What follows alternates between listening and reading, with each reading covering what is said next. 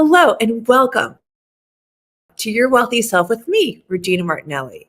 This show is about money and a whole lot more. Here we focus on you being able to expand your capacity for money, success, abundance, and inner wealth. For you to have what's important to you inside and out so you can feel like your own wealthy self. Your wealthy self is about honoring your wholeness, that you actually are enough just as you are today to have what's most important to you, that there's nothing you have to do, be, produce in order to be deserving of what you want. What's important to you could be freedom to have more success and money without guilt or shame. It could be the ease of unapologetically being yourself, or being more certain in your sense of purpose, or feeling daily joy and fulfillment within yourself.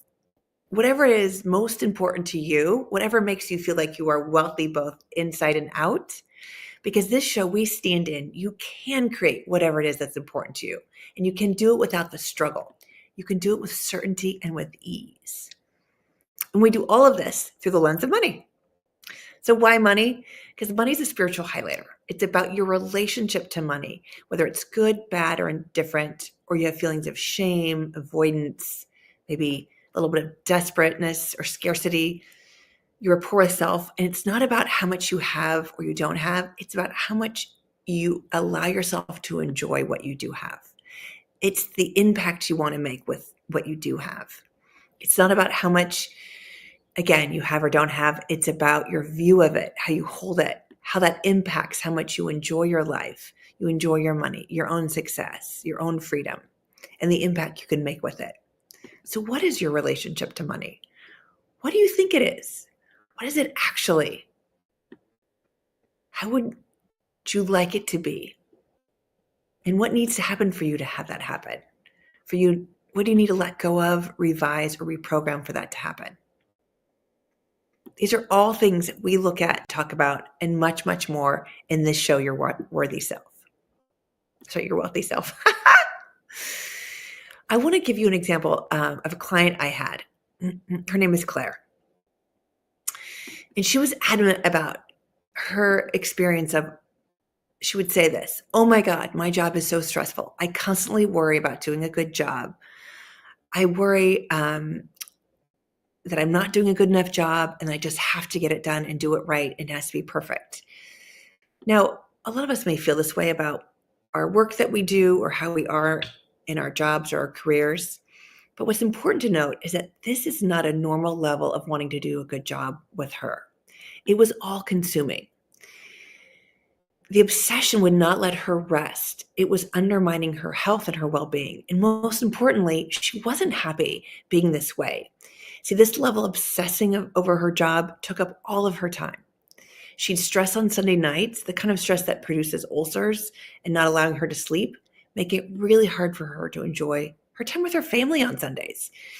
And she wanted to shift this. She wanted to shift that impending feeling of doom that she had every Sunday night for what the week ahead of her was going to look like. So I started to ask her, what is it that's so stressful? And she said she was afraid of not being good enough at her job and that she'd be fired. And that would be hard on her family of 5. Granted, it's important to do a good job, to keep your job. That is very valid, that worry. Yet the response in her brain that was running 24 hours a day, 7 days a week, was causing more distress than she needed. It was actually wreaking havoc on her nervous system where she could not reset it. She was on high alert all of the time. So we started to unpack this, what her brain was referring to, what this to have this response. Because there is something that her brain was actually referencing in order to keep being on high alert. I call that an imprint. The imprint her brain was referring to, or was referencing, was from her childhood. If she didn't keep the kitchen clean or spotless, then when her parents came home, they were verbally and emotionally abusive, which really tore her apart, especially as a young child. So her obsession of needing to do a really good job was her way of protecting herself from that abuse. Even though she was an adult now, with her own family, and and only one of her parents is still living, and they live out of state, yet this part of her brain was still running on a loop. It was still believing that she is still the age of when the abuse first happened, when it first got laid down as a foundation. As an adult woman in her 50s, she had transferred her childhood experience onto her new boss. She transferred all of her fear of her relationship with her parents, being emotionally and verbally abusive, onto her boss. This made her very afraid to upset her boss. She was afraid to do anything that would make her boss disappointed with her or disappointed with her work, because this is what her childhood was like. It made working for someone really tough.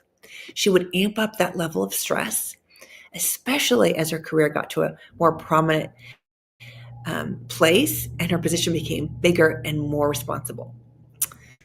All of this was pent up. She had it was all pent up fear, and there was this tracking for her safety that was stuck inside of her body, and because she could never acknowledge the childhood she had. She never allowed herself to be with the fact that her parents devastated her sense of self-worth, her sense of deserving, and her confidence. She didn't feel safe at home or really loved when she was a child. So how do we shift this? The answer is about finding the intended positive outcome and respecting your experience. So allowing it to have happened, to having been experienced. Giving it dignity so it can complete and not fester. Because what festers, it's kind of what you resist persists. Another way to say it is choosing to include all of yourself, warts and all, in your experience of who you are. It takes away the power of what you are hiding, denying, or repressing. It's kind of like Claire would deny that this was her childhood. She was ashamed that this is the way it was because she thought it happened that way because there was something wrong with her. She was at fault. And that's what young children do when they can't make sense of such traumatic, large events that happen that are quite severe. So when you start to include that experience as part of you in a way that you don't resist against it, you don't repress it or hate it or shame it away, then it can start to complete. It can start to unravel and dissipate. And your including it can be private. Yet in that including, you're not blaming yourself. You're not trying to cut that piece of you off because it will only fight to stay. And it will get your attention, whether in your experience of money, relationship, health, or even well-being.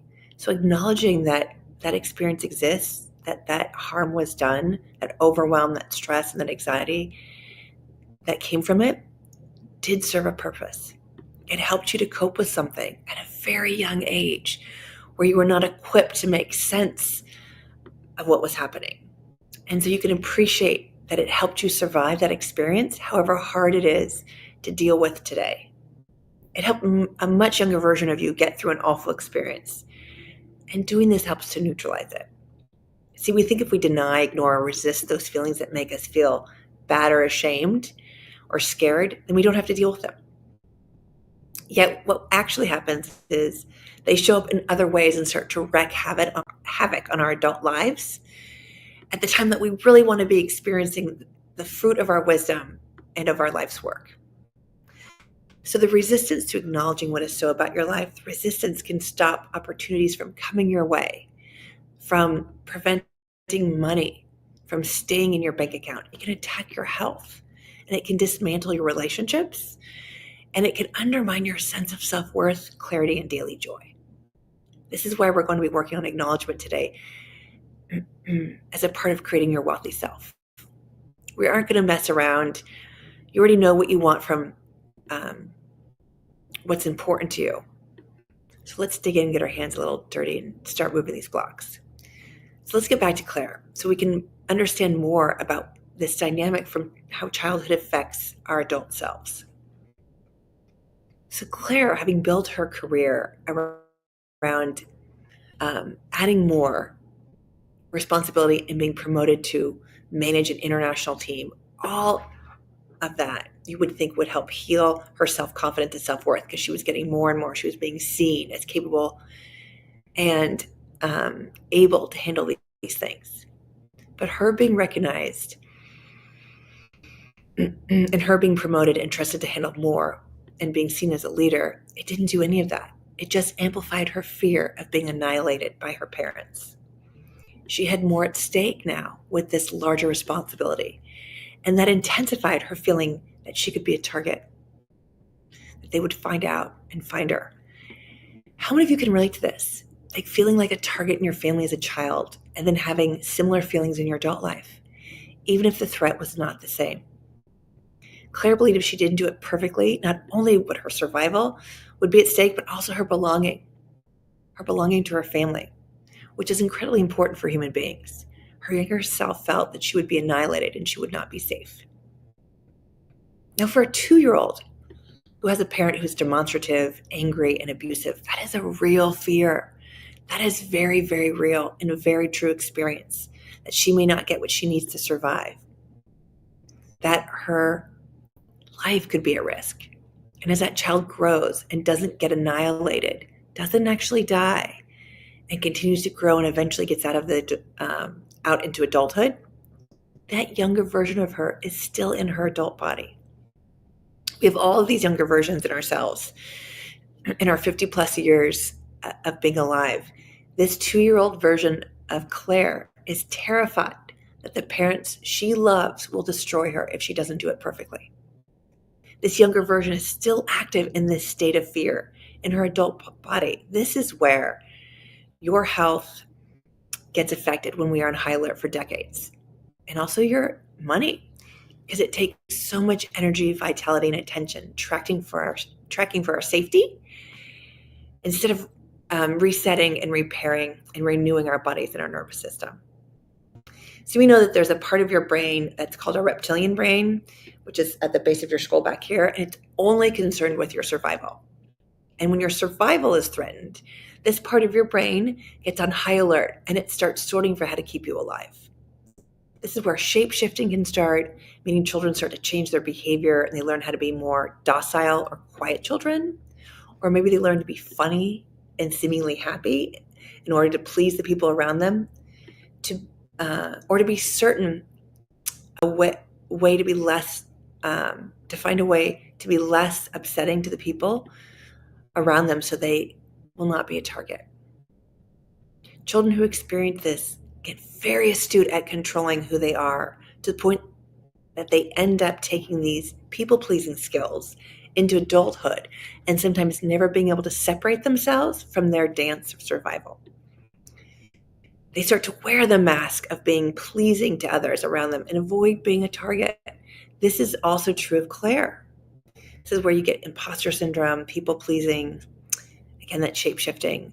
It's important to see this can show up in adulthood, and we don't acknowledge the truth that we have experienced, of what we've experienced and how it resurfaces today. It's this old programming that needs to be updated, because those versions of you that do not know that it's been 40, 50 years since that happened, that version of you is still acting as it's your survival is at threat or at risk. And it's complicating a lot of things that necessarily don't need to be complicated. So, for example, Claire suffers from imposter syndrome, overwhelm around her high-level demanding job. Her reptilian brain responds as if she's still a 6-year-old. When her 6-year-old self, that part of her brain needed to be on high alert and constantly tracking her safety. Or she grew up in a home where her parents were volatile without warning. It would come out of nowhere. They didn't have a good reason. She would be yelled at for leaving crumbs on the counter.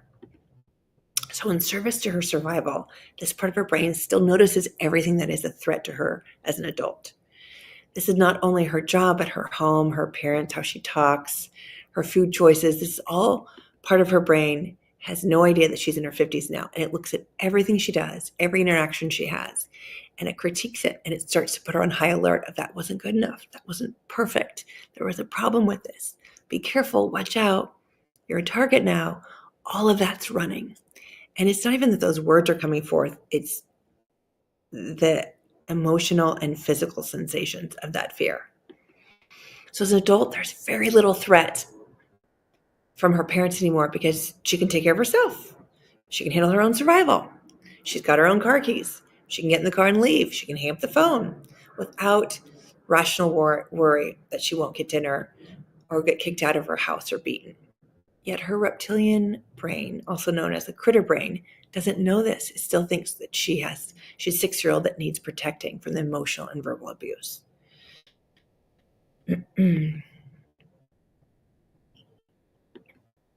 So one of the things subconsciously that happens, to not be displeasing to her parents, which registers as a threat to her survival, Claire's critter brain is always on high alert. It tracks her parents' mood or attitude or tone or safety. I'm going to stop this.